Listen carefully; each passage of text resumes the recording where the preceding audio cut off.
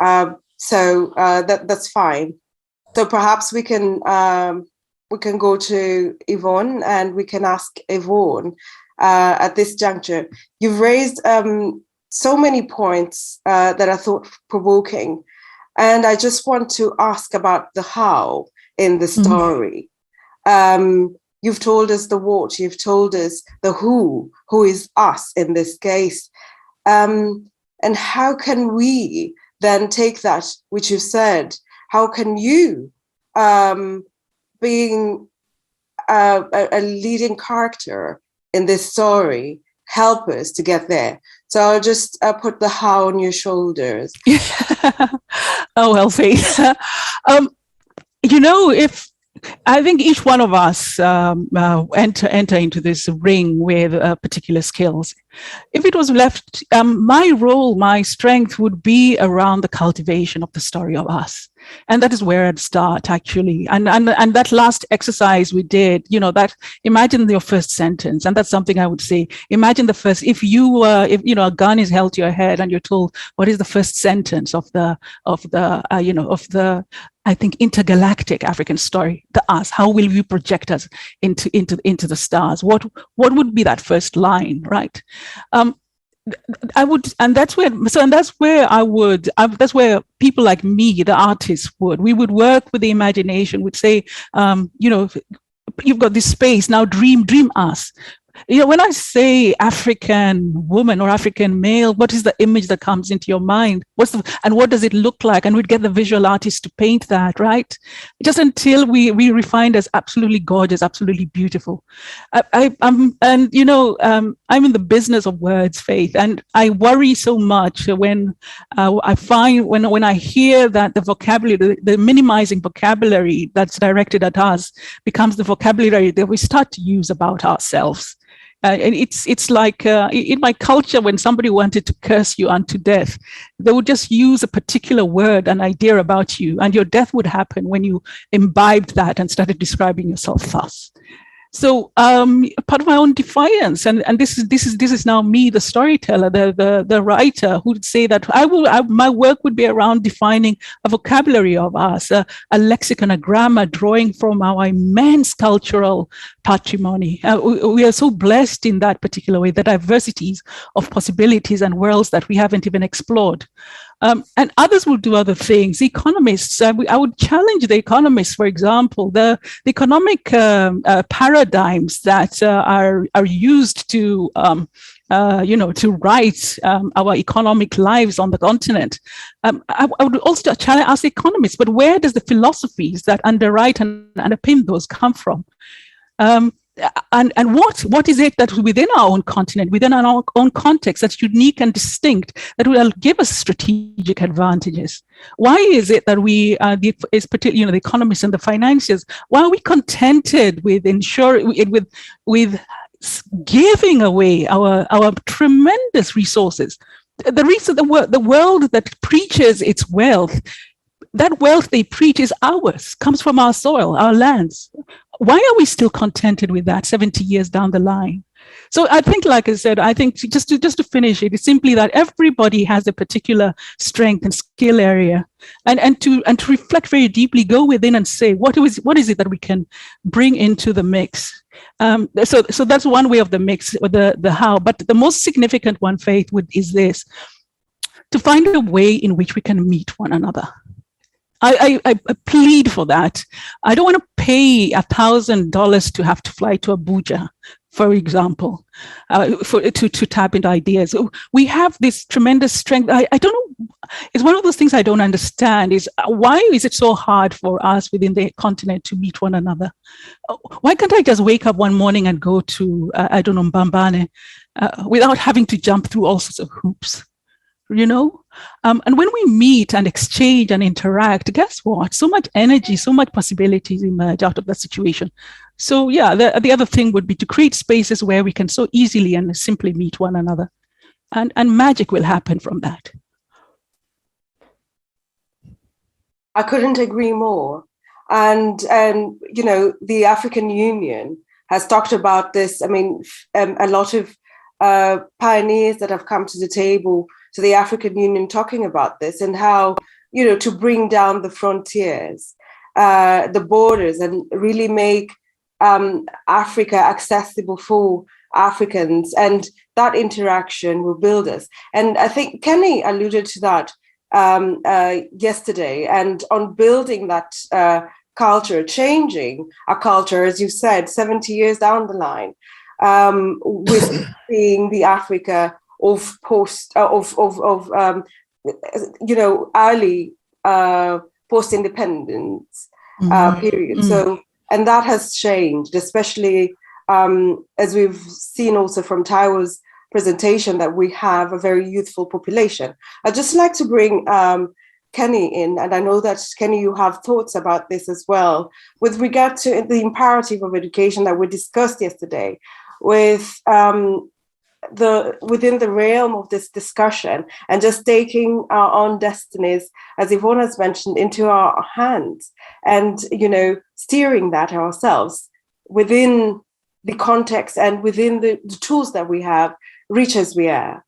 So let me just pick your brains on that, Kenny. Thank you very much, Faith. Thank you, Yvonne, for that beautiful presentation too. No doubt, we've all emphasized it, and the conversation is still ongoing. Education has always been the foundation for success, or will always be that foundation for success. And there's no difference in Africa. This is the time for us to put a lot of priority on the continent. There's need for that right now, for us to reassess that viewpoint of seeing education as something that is very, very important to us in Africa. I mean, in Africa, the COVID-19 has resulted in a renewed focus now on the educational, or on the education reform. So there's need for innovative solutions from African education system, and for the government to invest a lot more in high quality education, put some emphasis, some more on online education as well. But the point I want to drive home is the fact that we need to revisit the entire modality of our educational system and rethink the process and see how it can be more practical. There has to be some practical approach to how we run our education here. The existing system needs some more practical approach. That's the point I'm trying to say. For instance, I think leadership and government needs to pay more attention. For instance, in teachers, we need to invest in teachers. We need to start improving that quality. We need to start giving some more resources to them and better professional trainings to our teachers in Africa. All this will help the whole conversation that we're talking about, because quality teachers are keys to providing students with solutions to their own educational endeavors. And currently, Africa is experiencing an extreme shortage of qualified teachers. So I think that is something that we need to pay attention to. And that key solution in keeping good, and that key solution again is to keep the good quality teachers in the system. Many of them are underpaid, and this has to be looked into, not only in salary, but the morale, the recognition needs to be looked into. The lack of prestige needs to be looked into. And there's also little motivation for many of them. So these are things that we need to pay attention to and look into. I also feel that for us to get to where we're desiring in Africa concerning our educational system, we need to also prioritize our institutions, universities and higher institutions. This is very, very important. You see, I believe, and I've observed, that quality students in Africa would tend to want to attend institutions and universities in the United Kingdom, in the United States, in Germany, and the rest. And in order for us to reverse this, there's need to be an increase in the quality of higher institutions that we have in Africa. And this has to be built by the government, by leadership. They need to help this process through grants and funding. They have to do it deliberately to ensure that we have all the quality brain retained in Africa. That's one thing I feel we should also discuss some more. I also believe that the curriculum should be updated regularly too, as much as possible. And this will help us to maintain the modern teaching methods that we need to embrace. This also includes the integrations of the science, technology, engineering, and math subjects. Updated curriculum is something that I feel we should also look into. I feel that all this will help to bring about the future of New Africa that we all desire and we're talking about. Let me just stop there so I can allow that contribution for now. Thank you. Thank you, Kenny. I know that I can see the passion there, and as we say, the reason why we're pushing to meet, to come together, to have such fora, in Africa in general, and is to build on that which is inherently ours, that is rich, that we can use to really be the complete and beautiful versions of ourselves. I'd just like to bring in Timi at this juncture. He has some comments and questions about education and about education in general on the continent. Timi. Okay. Thank you. Thank you, Faith. Thank you so very much, Yvonne, for that powerful and very deep thoughts that you're able to bring to the table this morning. I just want to ask, this is one of the reasons why we have decided as an organization to also start what we call Lead Academy, which is basically for people of African descent. And to see how we can change. I think Tony will also talk more on that. It's also part of the faculty, and also Tafa as well as Kule. And as people of African descent or people of Africa, we believe it's very important when we discussed about development, economy, and what about Africa. It's also important that we look deep into our educational system and structure. And as you will agree, some of us are out here, not in the continent. And it's so funny. Maybe I'll just make this small example before I ask my questions, if you can also help. And it's so funny that you read some books or some novels about Africa, and these are not copy, or these are not written by Africans. Yeah, one can argue that doesn't change the fact that it's genuine or something like this. But you found out that we don't have so much of literature that is ours, or that is our story, the way we want to explain it or we want to tell it, right? And this brings me to the question that in the media space, how much damage do you think has happened to African narrative or education or stories, that has happened through media and that is still happening? Now, as people of African descent, what can we do? What steps can we make? And having it in mind that, okay, for some of us, we grew up here or we live here, in diaspora right now, and we don't even have this connection with our root like that, if you understand what I'm saying. And those that are there, not all of them, but some of them want to also experience what is happening here. So if we look at these as a diaspora, what can we do if really we want to change that structure? And that will be the first one that I would like to bring to the table as we continue the discussion. Then I can take some more. And for our participant as well, please, you can drop your questions. I'm aware that some people have questions for Taiwo as well. Taiwo has to drop out for a meeting. So we can always get these questions to our speakers and get back to you by email. Over to you, please. Mm-hmm. Now, one of the things that I don't know if it's naivete, guys. I don't know.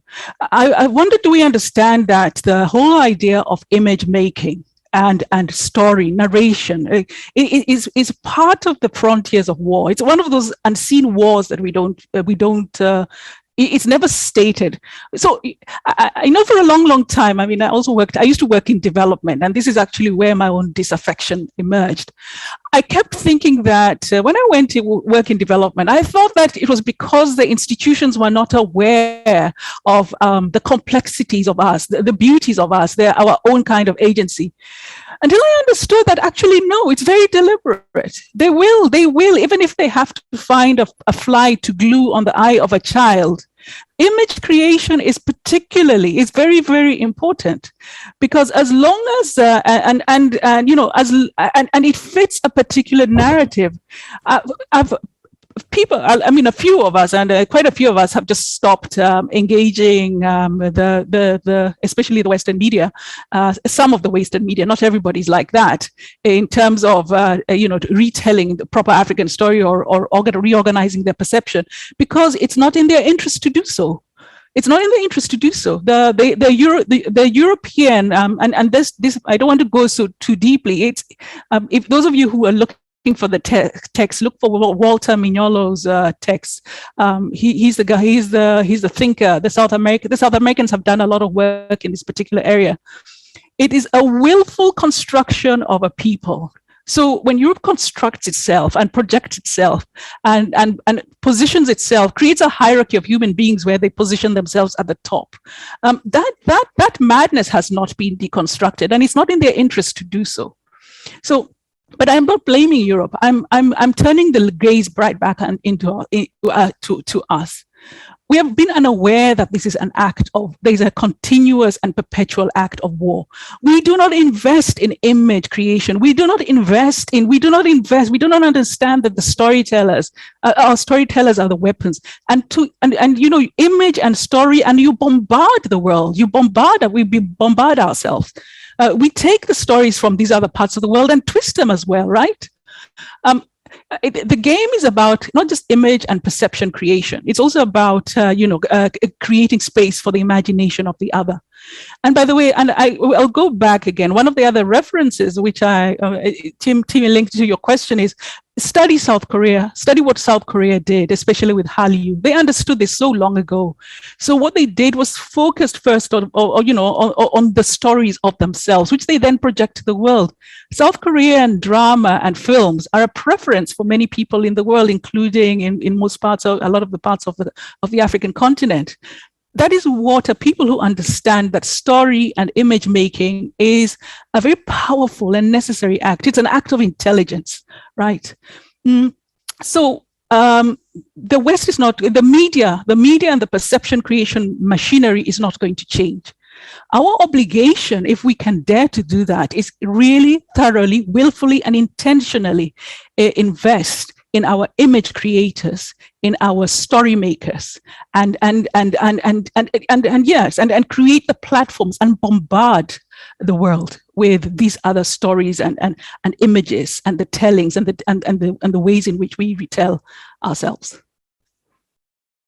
I agree with you on that point, Yvonne. But the question again comes to, because yesterday we kind of dragged this a little bit when we talk about education.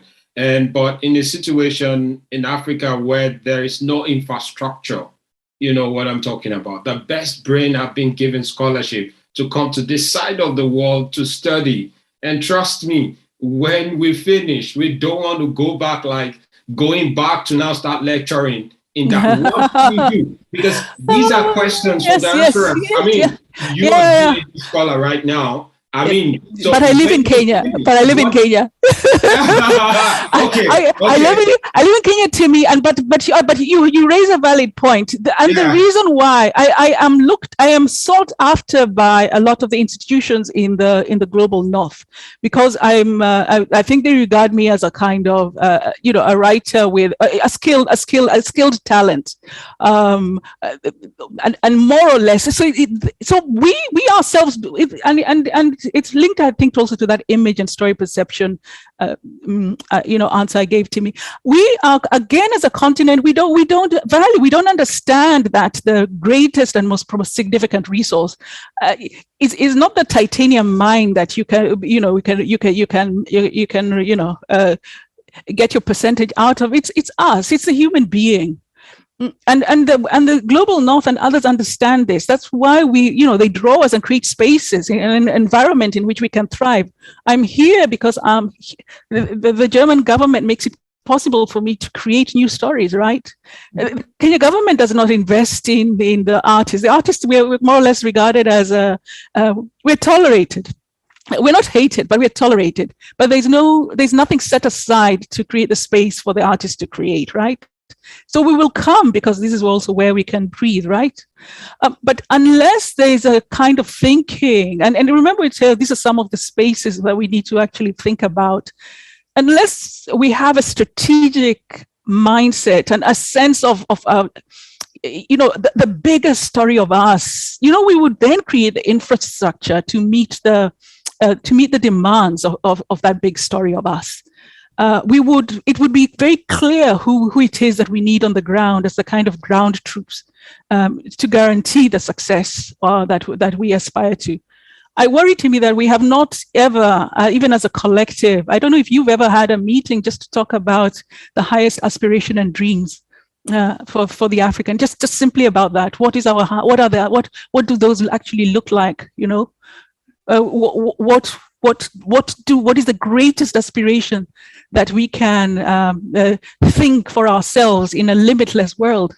Yeah, beyond sustainable development, can we imagine ourselves a leader? The Nigerian and the Kenyan racing to compete to land the first space vessel in the planet Neptune, for example. When you throw it out that way, right, suddenly in other places we then work backwards to see how will we make that possible. Right. Right. Yes. That's a good one. Thank you. I think I will allow maybe Tony want to say something, then we'll come back to all the questions I have. Okay, thank you very much, everyone, and thank you so much, Yvonne, for that really, really glass ceiling shattering presentation, taking us back into reality. And a number of people have, from the comment section here, they just keep asking. I can assure you all, Yvonne is really good at, she's actually the real wordsmith, and you can try to pick up her work, Dust, and then the Dragonfly Sea. She creates this story that you can get into, and you can imagine the future. Reading those novels, you're actually able to get a sense of this. So she talked about this now, and it's as if Yvonne inhabits a completely new reality than the rest of us. So she has put it down in paper, Right. Like after my PhD, I'm actually thinking of doing a work on the Dragonfly Sea on eco-criticism as well as thank you, Anthony. It's a great recommendation to everybody on the platform. It's a must read, Dust and the Dragonfly Sea. Now, Yvonne, if I could take you up on a question around education. I totally get the sense of where we go to. And I also get the proposal about placing humanity, like the South Korean model, where he said education is actually designed to benefit humanity. But we live in a completely different world, driven by very aggressive capitalism and neoliberalism also, that everything comes down to money. Probably that's the more reason why a government or a regime in Africa would not put money behind an artist who can create a story, but probably give the money to an engineer who they hope would construct something that would, build something off. And then if you also want to think about it maybe in terms of our medical practice, first of all, someone has gone through school to study medicine and all that, and then the person has taken an additional oath to protect life. And a sick person arrives at the hospital and they say, if you don't make the deposit, people have actually died in Africa because of that, So you find that it's a perpetual context between humanity and the driving force of neoliberalism and capitalism. It all boils down to finances. So we are caught in a hard place. Anthony, I don't think we're caught in a hard place. We're not caught in a hard place. We think we want to be caught in a hard place. We do. And it goes back to what I said, the crisis of imagination. We could imagine an answer, we could imagine a way out. Literally, we could. And I'm not being simplistic about this. All solutions emerge when people get together and decide, okay, how are we going to imagine our way out of this? And there's also linked to that fundamental question: what do we want? I remember the question we kept asking: what does it mean to be human? And directing it at us. If that doctor had answered that question for him or herself, then what does it mean to be human? What are the chances that he or she would behave that way? He might, if for him to be human is to be an ATM. Okay, fine. Then let him abide by those particular values, right? But really, I think, I don't know. It's about finances. And remember, I think many have pointed it out before. We are the grain house of the world. We provide all the materials and the things they use to boast to boast to us about their wealth. 75% of those things are ours. Coffee, diamonds, name it. It's ours, right? I think our crisis is not about the financial. Yes, we have got neoliberalism, but our crisis primarily, Anthony, I think, is that we refuse to think. Let's be blunt about it. We refuse to think. We refuse to love ourselves and love our continent. Yeah. Truly, if we did, we would have found ways quietly, not necessarily making public announcements, to ensure that the products that come from our continent, the values are added right on the continent. The things that, we change the market, the shape of the market, the look of the market. The money that we want would come. The money that we want would absolutely come. But I don't know. There's it's part of my own frustration. Let me be honest. Is that it's almost as if we don't know how to think, or we're afraid of thinking. I don't know. I totally agree with you. And for me, the question would actually be how to sort of change this narrative or change the orientation. To sort of place less value on the economics behind some of those reasons and actually amplify the need for humanity. Like, this is actually the key thing. So I just gave the example with the medical doctor. But you're right. It happens across the continent. It happens across board. People would say, okay, what do I get for this? What do I get for that? But then, and I think this is also because of probably the times we live in, that everything has, like Mbebe would argue about decolonizing education, where everything is sort of like almost like a good that is put on the shelf. How much does it worth? If you go to the hospital, so, okay, so how much is this life worth? And again, money, we can see in Africa, also determines the kind of healthcare you get, the kind of education you get at the end of the day. So for me, the fundamental question would be, how do we reverse this gaze? This gaze. Let me be a little mischievous. Let's pretend that there's a gun held to both our heads, and we're told, let's reverse that gaze. What would you do? Or say we literally have 30 seconds. What would you do? Of course, three ideas, just 3 points. What would you do? For the human. Number one would be you would go for the human. Go for the human. Number two. Go for the human. I think that would, because it's just life or death. It's simply a matter of life. You choose a human being again. Okay, the third one.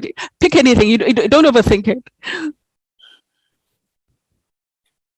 I don't know. Maybe try to negotiate with the guy who has the gun. I would organize ourselves. We're enough of us who think this way. We're enough of us who feel this way. And sometimes change. Remember, we said that a vision project, it seems that a vision project just requires 20 years, but it has to start somewhere. I think there are enough of us, like somebody once said, a quorum of one is a quorum, to try, to start, to, I don't know, to set the example, set the template. And again, I would also attach this with a story, like what the South Koreans did. But it's also one of those things that I absolutely am committed to. You can create a story that shows the possibility. A drama series that shows what the possibility could be, and that's what they've done very, very successfully. And having seen what was possible on film, what was acted out and performed, because that's also part of image and vision making, they started to implement those very same ideas within their own society. They use this amazing drama also to critique, the corruption and the justice systems. they're entertaining and it goes all over the place, but it also informs the what do you call it? It's called the seeding of ideas and possibilities. When people see what is possible, even if it is imagined, it suddenly becomes possible. Absolutely. It's part of the big work, the cathedral project. We can't do it today or tomorrow, but we can start to plan for it. And we may not see it realized in our generation, but it can be realized in another. Okay, maybe the cathedral project, I think that's actually the right place to end, and then again, the right place to begin from, because someone has just asked here at the Q&A session, could you please expand on this cathedral project? It's actually not my idea. Stephen Hawking proposed it, and there's an author, what's her name, Marilyn, who amplified it. Stephen Hawking was referring to it linked to the European cathedral projects, the literal cathedrals. And remember, some of these cathedrals were established, I think the Cologne Cathedral they started building it in the year 1238. It's still an ongoing project. So these are projects that never quite end. The Sagrada Familia Cathedral in Barcelona they started building it, I think, in 1897, and it's still ongoing. But at every single, yet the space is, you're able to use that. The space is able to be used, and yet it draws the best kind of minds, the best kind of imagination in a process that is, of refinement of building. And this is exactly what I was talking about, the idea of Africa itself and us as cathedral projects. And what it would change is the mindset, unfortunately, that seems to have taken root of you eat everything now.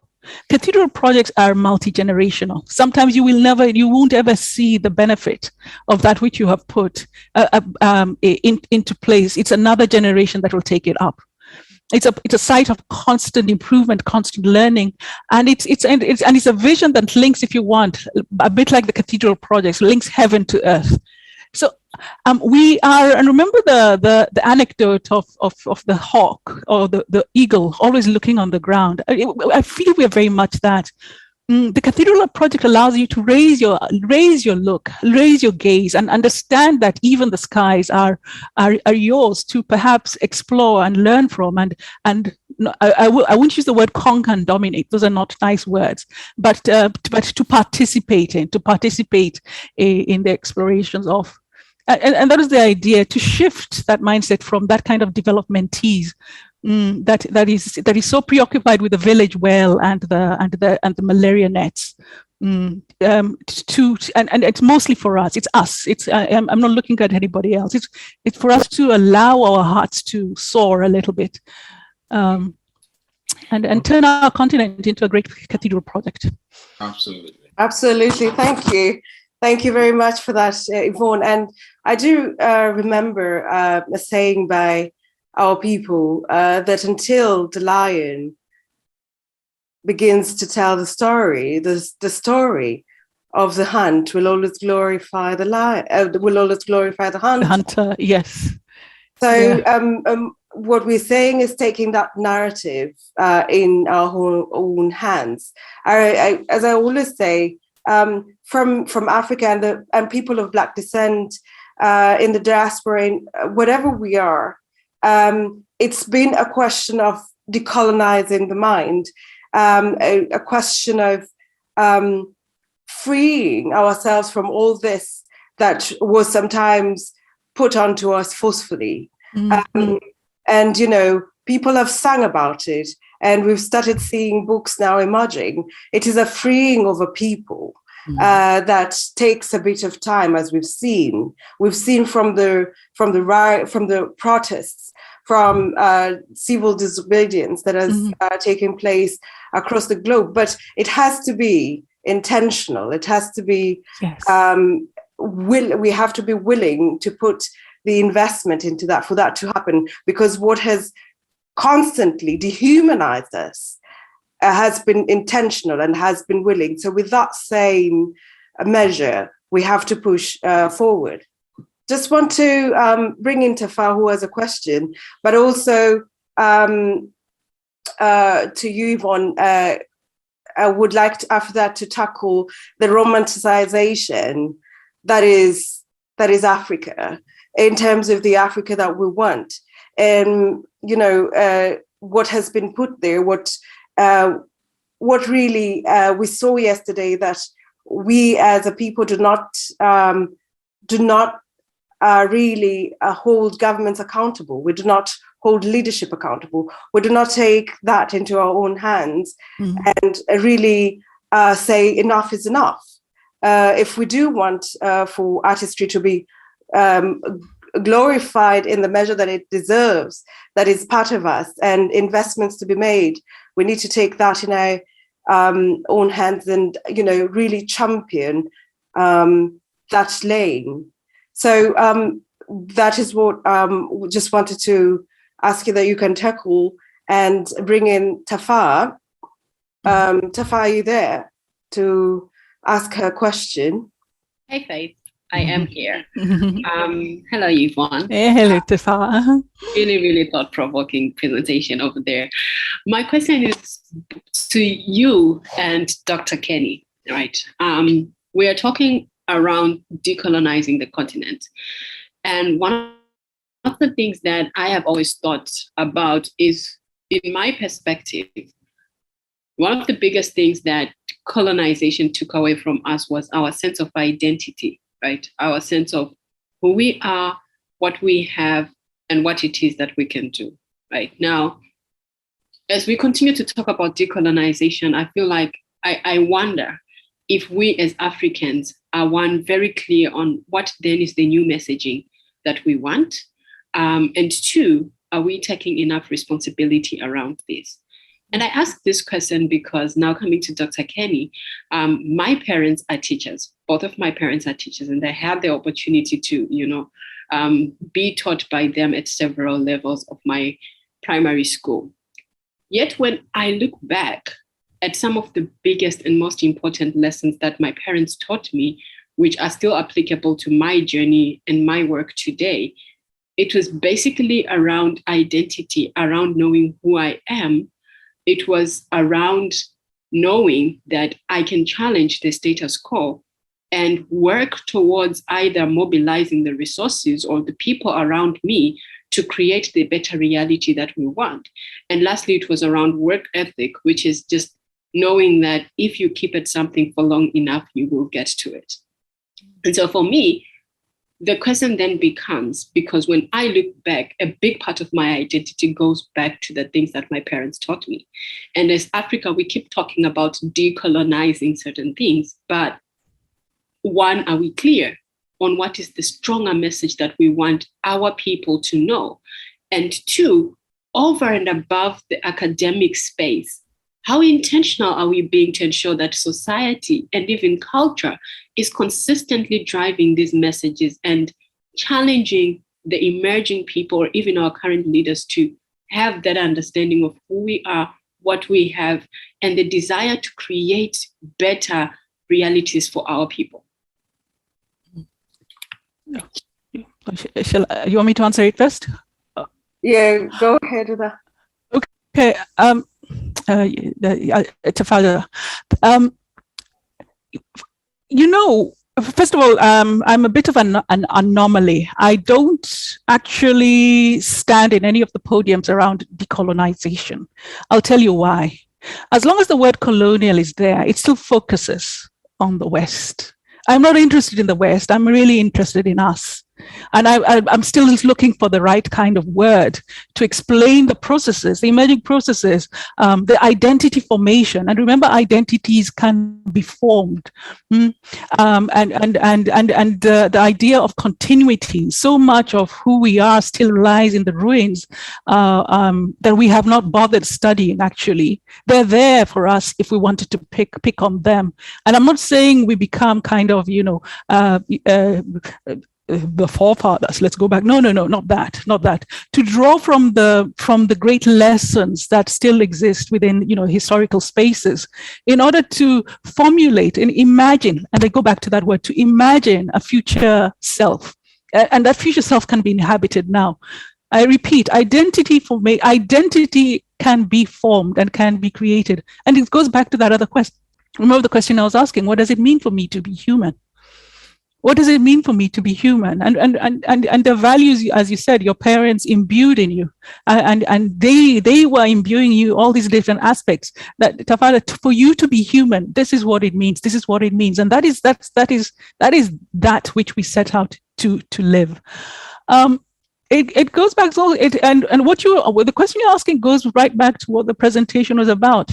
The work, the actual work, and it's the harder work, as much as it seems like it is not.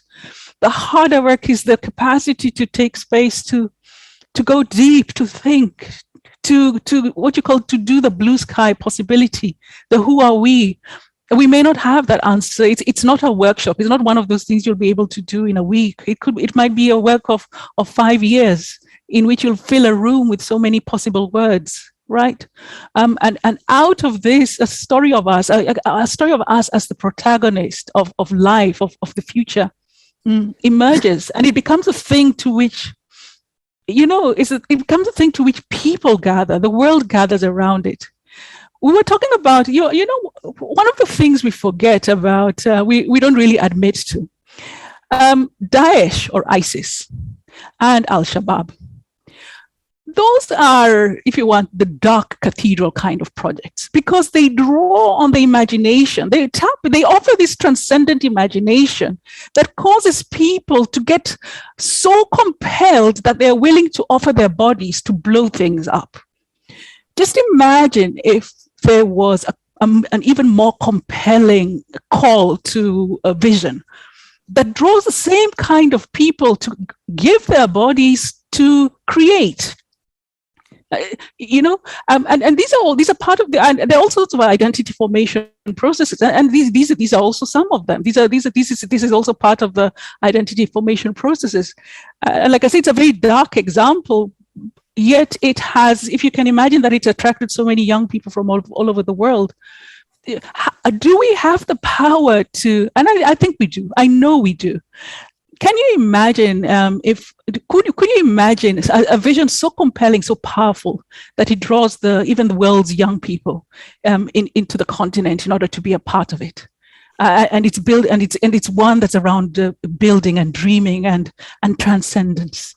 And it's a story that's created by the many of us, the legion that we are. It's possible. It is absolutely possible. So I don't know if that kind of answers your question, but yeah, I just wanted to put that out there. I guess the vision would be Wakanda. Oh God, no. Excited and thinking. Never. Not Wakanda. And you see, and Tafala, there, I'm glad you mentioned Wakanda, because there are a lot of. I really dislike that film. Oh. I really do. I'll tell you why.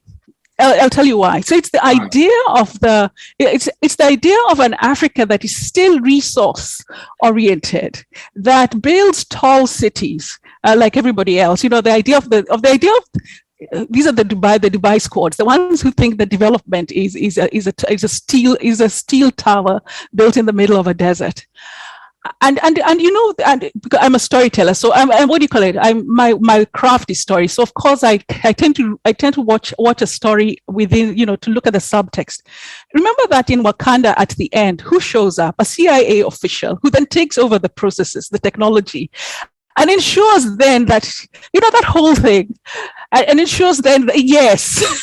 So I didn't want to mess up Wakanda for you, but that was the point. That was the point of that story. That the future of Africa is still CIA linked. I know, sorry, Stefano. I am so I'm sorry, but that's the thing. So I want us. Their story, as you now can see, there are ways in which underlying stories, deep and profound stories, can be constructed and told and projected, ones that actually affirm us in incredible and profound ways. And that's I promise you, that's work that I'm absolutely committed to. As long as I'm fed and given hot water to take a bath with, I would do it. I would absolutely do it. Without Anthony, without money. Thank you, Yvonne. I see where you're coming from. As Tafa said, what has shaped us over the years has been a lot of things that we've not had an opportunity to own that story, to really curate that story. Beautiful, Faith. Yes. And have it funnest within us, and with the stories of people to, sort of come together. And that malleability would have made, the complete us. So I'd just like to also get some sentiments from Kenny, but to take a few questions from the participants. So I'd like, there's a lot of background noise sometimes when we give an open mic to participants. So I'd like to kindly ask that if you're given a mic, have a very quiet place where we can hear you and hear your question, which I'm assuming will be quite brief, and a question to the panel, the table discussion right now. So for the tech to do that, perhaps you click the raise your hand so that we can see and identify you. In the meantime, there are some questions already asked by the participants about decolonization, about also what I alluded to earlier, the romanticization that is Africa. And I would just, also want to ask Kenny, and that which has been discussed till now. I mean, Anthony has made remarks, Tafa as well, with what has shaped us. In talking about learnings, not particularly education, as Yvonne has also taken that apart, has unpacked that. And so I now go to the wider meaning of it, just to bring you in as we wait for an open mic to be given to a participant. Fidelis, I recognize you. I've seen your hand up. So I'll just give the mic to Kenny first to give an initial reaction, and then we take the question from Fidelis Uzoma. Thank you very much, Faith. In fact, I'm wondering if we're really ready for change, as we all been saying. To be honest, I don't know. I'm not for the West. I'm not in support of global North. They have their strengths, they have their weaknesses. Talking about decolonization, I think we also need to be very secure in our identity as Africans. We need to be very, very secure in our identity. And because, like Yvonne said, this can be created, it can be formed. We need to be secure in our identity. Our culture has a whole lot of strength. We have so much. Africa is loaded. Africa is blessed. We have so much. All we do is that we neglect these resources. We don't harness these resources. We don't do so much about these resources. And it's a function of governance and leadership and so many other things. So I'm saying, for instance, our culture is so rich, it's so blessed, it's so powerful. And the critical factor to development is culture. So what are we doing about this culture? What are we doing about our culture? The culture that we so cherish, we talked about, we love, we embrace. What are we doing to ensure that this culture brings about the development in Africa, in our education, and all those things? We are not doing so much about them. So I think that first and foremost, as individuals, we need to be secure in our identity. There's a whole lot. It has to be 50-50. There's a whole lot to learn from the West, and there's a whole lot to learn from Africa too. So we need to embrace both parties and see what we can incorporate. And that's where the partnership of this platform is all about. Let's see how we can partner together and bring about the growth and development we're talking about. That's going to be my short contribution, because I think we have to put a balance to this whole discussion. Perfect. Thank you for that. Thank you for that, Kenny. I'll just bring in Fidelis Uzoma, if you can have the mic, Fidelis, and ask your question. Hi, Faith and everyone. Good day. Please, can you hear me? Yes, we can. Go ahead, loud and clear. And there's some background noise. Excellent. Thank you very much. I've been listening in from yesterday to today, and trust me, the conversation has been very, very insightful. And as much as possible, very thought-provoking. I really want to thank Yvonne for those very brilliant and highly insightful thoughts. I guess one of the core things I just have two things to say basically. First is just to make one very brief comment and of course ask one very brief question. I guess my comment, just again to add flesh to the conversation, basically to enrich the thought process here, is that I think the idea of redefining who we are as an African personality or as an African reality, I think that has to be investigated. And this is what I mean. I don't know if we truly have an identity as Africans. Again, beyond just being a geographical expression and all of that, Yvonne rightly said that, what does it really mean to be human? But I'm daring to ask the very more conceptual question that what does it mean to be truly African? Is it by our color? Is it by our culture? Is it by the religion? And when we think about the impact and vestige of colonialism, right, we can see that a good number of those things have splitted what it truly means to be an African. Because I at least from the basic observations that we have seen in the world, some of the most thriving nations, economies, and societies are people who are true to who they are indigenously in terms of technology, language, philosophy, education, religion, all the intrinsic and extrinsic elements of culture are defined by who they are as a person. So the question, and again, this ties to my question. I'm curious to know if we have thoughts, if we have ideas, if we have, and again, I'm happy to direct this to Yvonne because she's the powerful poet here. I'm curious to know if we truly have come to a point where we can say this is what it means to be African. Thank you very much. This is Fidelis and I'm done speaking. Mm-hmm. Thank you, Fidelis, for that. I think we'll take a question from Nicole as well. If we could have Nicole's mic unmuted. Nicole, can you hear us? Yes. Okay, please go ahead. Yes, I'm Nicole Tieke. I'm a Swiss by birth, but living in Germany. And I founded some years ago an association named Hello Congo, because we are very good friends with Congolese women who has been studying in Tübingen 40 years ago, and who has been now leading a school in Kinshasa without corruption and fighting for education without corruption for the Congo. And we support her in her commitment. And we even have finances from the BMZ in Germany for this work together with a building project for a school. And I wanted to ask, do you also have a partnership with the French-speaking African countries? Okay, thank you, Nicole, for that. That is a question for Timmy that he will take after Yvonne answers the first question by Fidelis. So Timmy, get ready to respond to to Nicole's question after Yvonne answers Fidelis's. Mm-hmm. All right. Okay. Yvonne.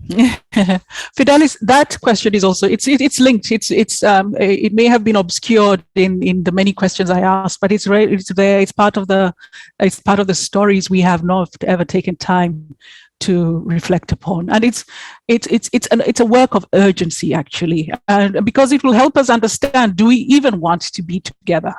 All our various places of the continent. Do we even give a damn about one another? And once we establish that we do, then we may then figure out what we want to do with that without longing for one another. But you're right. The work has not been done, and the work does need to be done. But also, having said that, the work has not been done, and the work needs to be done. The work urgently and desperately needs to be done because it is the capacity. It was the previous hegemony's capacity to divide and split and separate us that has created the ongoing. It's a 500-year-old crisis where our resources leave our continent and come back to us at 100 times the price, and we still buy them. That sort of madness needs to stop. But that madness will only stop if we find a capacity to want to be with one another, and having chosen to be with one another, then define what the nature of that relationship. In defining that, the nature of that relationship, we will be able to then identify the character, shape, and form, and name of our African identity. Thank you. Timmy? Yes, thank you very much, Yvonne. With the questions that I'm seeing here, I can assure you we have to continue this conversation at another event. And thank you very much. I can see Prof is also in the house, so I won't take much time. For the question from Nicole, yes, Lead Africa, it's all about the countries in Africa. So we've had different programs that the French-speaking part have also participated in it. So I don't really know what exactly are you talking about, partnership with African, with institutions that are French-speaking outside Africa or African countries. But I can give you more information. If you can send me an email, probably we can fix a time to jump into a call to discuss more about that. But basically, we're reaching out to all the countries in the continent. And the academy we just finished 3 days ago, we have participation from African countries that are French-speaking as well. Thank you if that answers your question, but we can always continue the conversation via email. So my email is timmy@myleadafrica.org if you want to reach out. Thank you. So perhaps you could write the Lead Africa email in the chat, and Nicole Tike can reach out to you, as well as anybody who has a question for Lead Africa, for Timmy in particular, with regard to what the organization is doing, the projects it's carrying out in Africa and around the world. At this juncture, I just want to very much thank you, Yvonne, asante sana, for your contribution to this table, to this forum. Welcome. And, bringing in a perspective that is really rich, thought-provoking, soul-enriching, and that is nourishing to the souls, to our souls right now, and which Thank is you, what we Faith. need, Yes. because we want to take this really forward and as feasible and as practical as possible, do that which we can do for our continent. I'll ask Tech to play a video. We have Professor Pielo Lumumba, who will be addressing us shortly. Don't try and get in touch with me. I know you'll be leaving shortly. Okay. I hope you'll stay, Yvonne. I will stay. Thank you. Because that we might the questions really being asked in the chat, and it would be amazing to just discuss those further. Okay.